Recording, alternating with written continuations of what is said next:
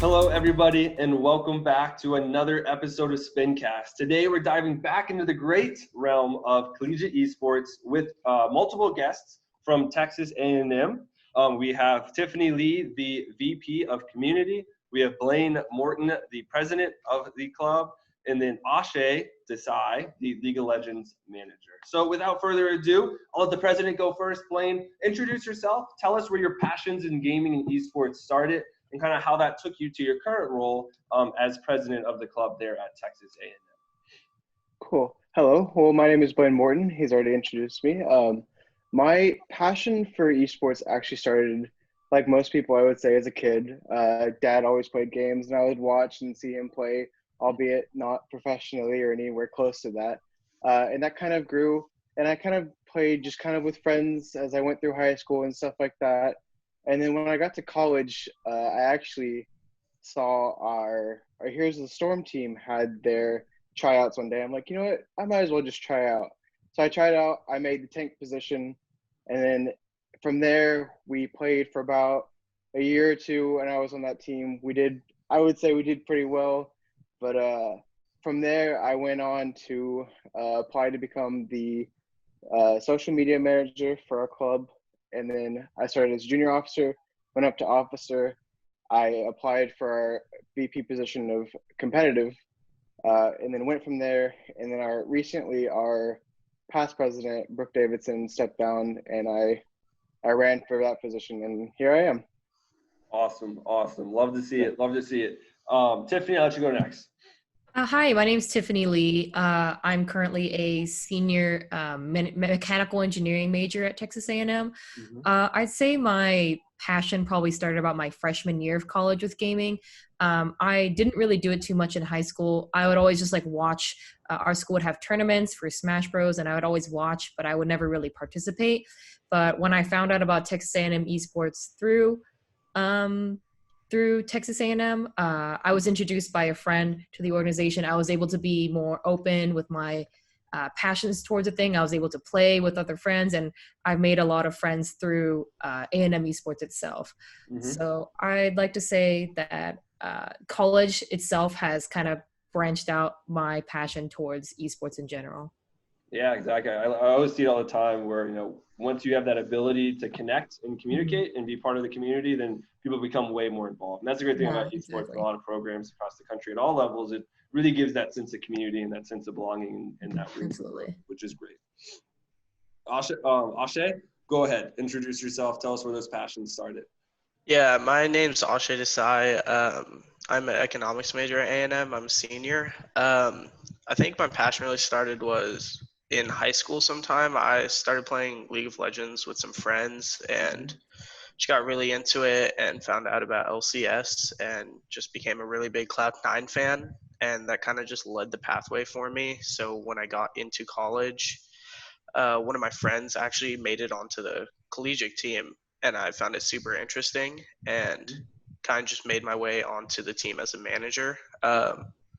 And since then, it's just been a great time being able to hang out with the guys and really accomplish a lot of the things that we probably shouldn't have with how little we have. Yeah, absolutely. That's fantastic. Is that room for growth and success is awesome to see. Kind of going into my first question is, take us through the day-to-day of what the club operates in and your specific roles and responsibilities. I think we have three pretty unique views with the president, that more managerial side, the VP of community, like we talked about already, the community side, then also more game specific of League of Legends manager. So we'll go the reverse way this time. So Ashay, take us through kind of what your day-to-day looks like in operating as the League of Legends manager, kind of what your responsibilities and roles are within that.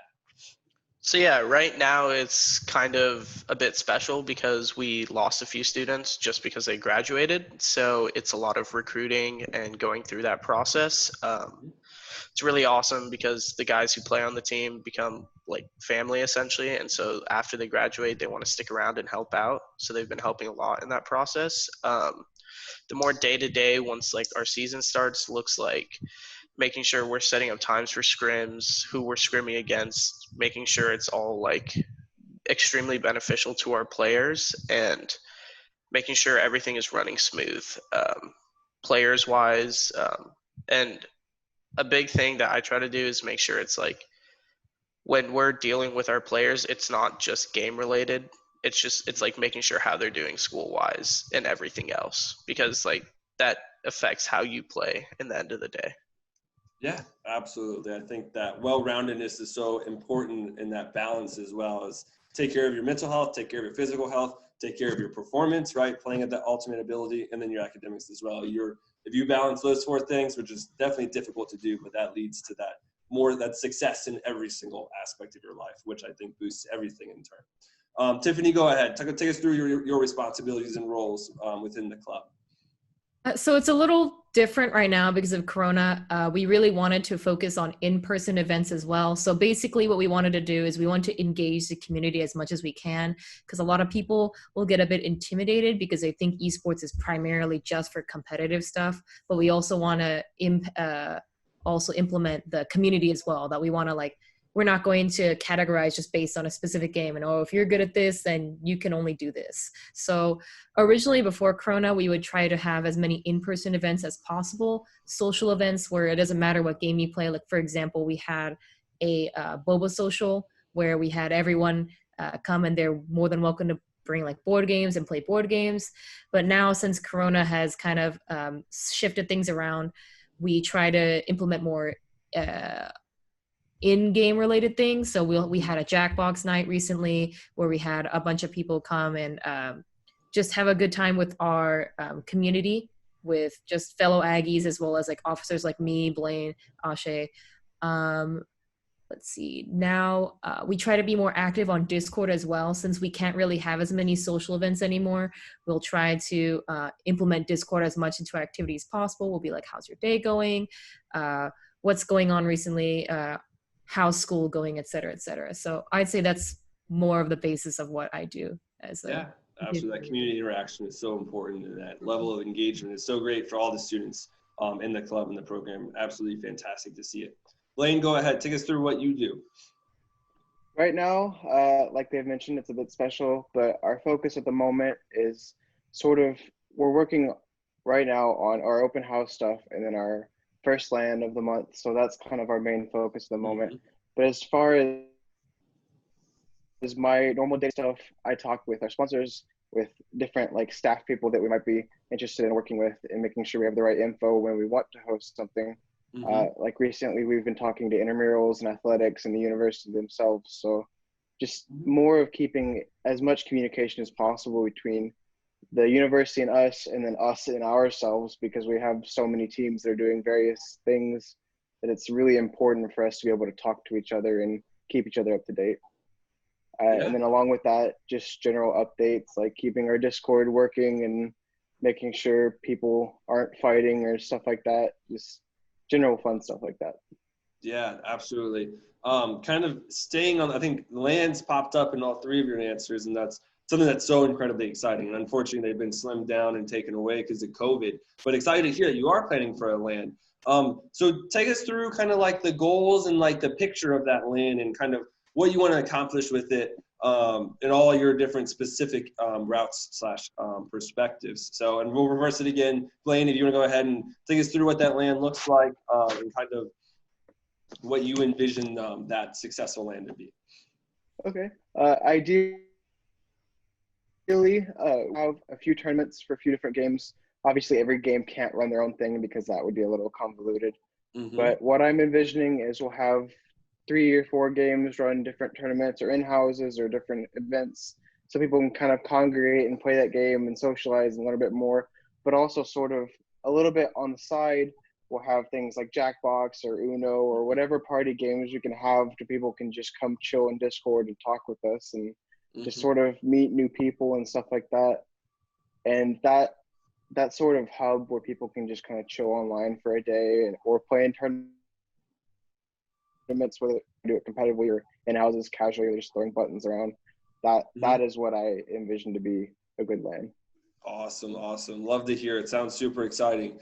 Tiffany, with your kind of role being more, very community centric, what do you see the community kind of involvement within the that LAN event? Anything specific come to mind in that perspective of community in relation to the LAN? Every LAN, I always want people to feel welcome, because a lot of the times people get intimidated because they're like, oh, I see that these people already know each other, or that like I'm already friends with somebody else, so they'd be a little scared to talk to me. But like the main goal of every event is I try to be as outgoing, as welcoming as possible to those kind of people. Like, oh, what kind of games do you play, or what are you looking forward to, and what do you want from these kind of events? So going off what Blaine said, yes, I also want to like have like game related events, so that people can, for example, like if they want to play a League of Legends game with some new people and just figure out how the game goes and all that, that's totally fine. But I also want no one to feel like left out in those kind of events. Mm-hmm. So we'll also have like completely non-game related, just like a regular, like doesn't matter what skill level you are, just Jackbox or like any other party related game. That's something that I really think is important, because I want everyone to feel welcome in the esports environment, regardless of like where they've come from, how much skill they have in a game, etc. Like that. Yeah, absolutely. That's like I keep saying, you know, community to me is so important, especially in the esports space, both at the collegiate and the high school level as well, because so many students, kind of like your story, Tiffany, it's once you get that platform for engagement and interaction, it's just like, you know, the sky's the limit, right? There's endless opportunities there. So that's awesome. And for you, ASHAY, is there anything specifically with League of Legends you're looking forward to at that LAN, or anything more game specific in your kind of roles / responsibilities? Yeah, so I mean, like a lot of the time, like most of the guys who play on the team, it's just like grind through solo queue. After that, you grind through scrims. After that, you play games, and like they're all very like stressful situations. So it's nice for everyone to just like be able to get together with the community and play any game they really want and just relax. It's also a great place just to meet people, and that's a huge thing, being that like we're looking for players right now. And so it's a great place to just scout and like actually get to know people and more about them. Yeah, absolutely. More laid back, more for fun, and, you know, developing that next level of networking. Absolutely. Kind of on that note of practice that you just brought up, ASHAY, take us through what that day of practice looks like for the competitive teams that are part of the program. You know, is there any specific structure or specific practice kind of regiment / ideas that you think kind of brings you up to that next level of competition? Yeah, so before this year, we didn't really have a coach. It's a lot of the guys playing together and working off one another. Before scrims, everyone would hop on like Discord half an hour before. We'd go through the other team's roster and kind of just do pick and ban phase, because it's essentially just a big game of chess. Everyone would just work through that, and then after that, it would just be go into game and implement as much as we can. And then after the games, take 5-minute breaks, talk about the game, and move on to the next one. Most scrim sets are best of threes. And so a lot of it is our guys like working together to see like what the best outcome could be. This coming year, one of our old players, Ryan O'Byrne, is going to be taking over a coaching role for the team. So I'm excited to see how this changes and how it's all altered, hopefully in the better. Yeah, absolutely. You know, from in my experience and, you know, kind of seeing a lot of these programs kind of develop, it's coaches take it to that next level because they get that different, unique view, right? They oversee all 5 players or however many players are on the team, and they get to see like, hey, you know, if you were doing this in coordination with one of the other teammates, then this would result in a better kind of result in general. And that unique view from that coaching standpoint is so important. That's why there's coaches for every competition, right? Especially when there's a team sport involved. So great to see.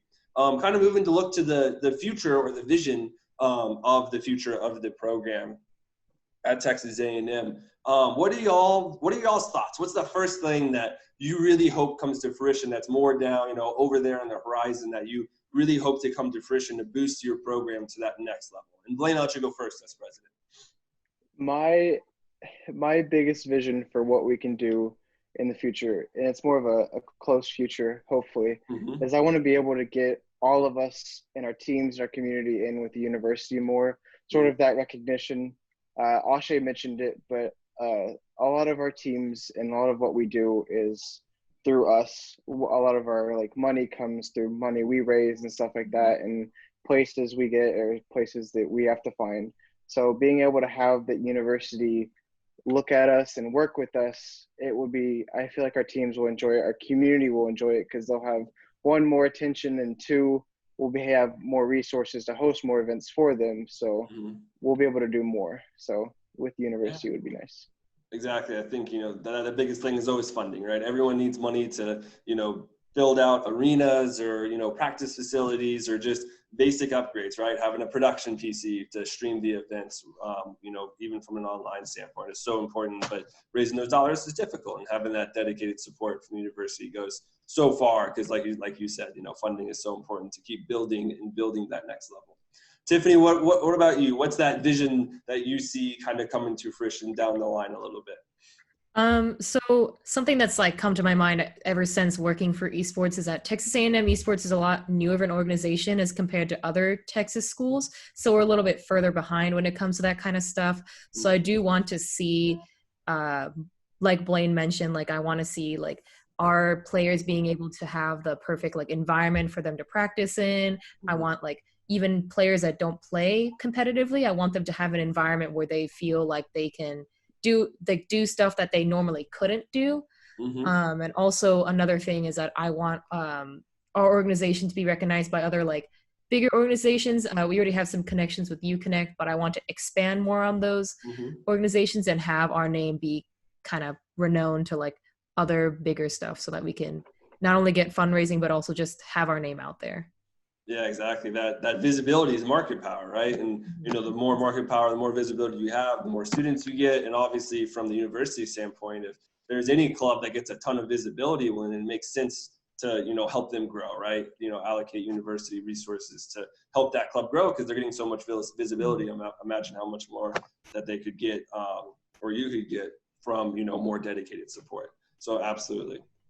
Ashay, what about you? Any visions on the future that you hope to see fruition that could, really change for the better the state of the club and kind of keep growing from there? Yeah, absolutely. I think Tiffany and Blaine both mentioned it, but I mean, being able to translate our program from club teams into a varsity program would be phenomenal.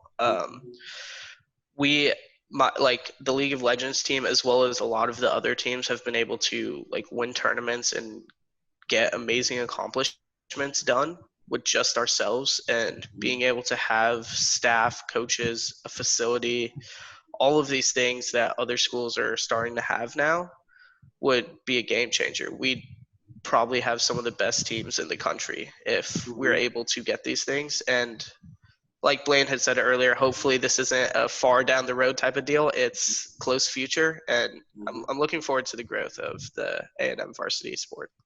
Yeah, I think, off that point, the current state of the world, with the pandemic, it actually really is primed for esports because traditional sports doesn't exist, right? So all those sponsorship dollars, all those marketing powers, all that visibility that you traditionally get with especially the big ones, football and basketball, it's kind of gone now. So I think a lot of universities, and probably Texas A&M, obviously massive football school, will start to look, okay, where can we get that visibility that we can actually have something in esports, can operate online, right?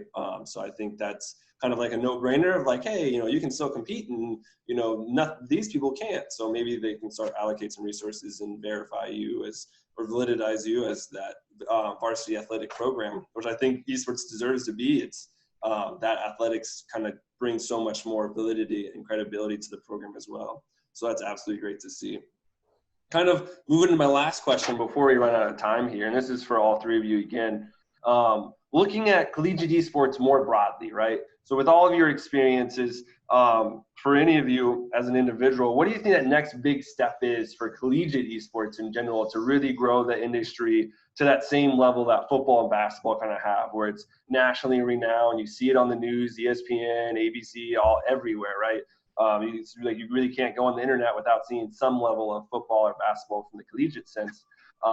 Media coverage. So what do you think takes to be that next level? What do you think needs to change or be improved on within the industry and that level of collegiate esports to really kind of bring us up to be on par with what football and basketball do? And I'll let Blaine go first this time. The first thing that to my mind, and it's something that we've kind of talked about a little bit outside of this, is that I think that once most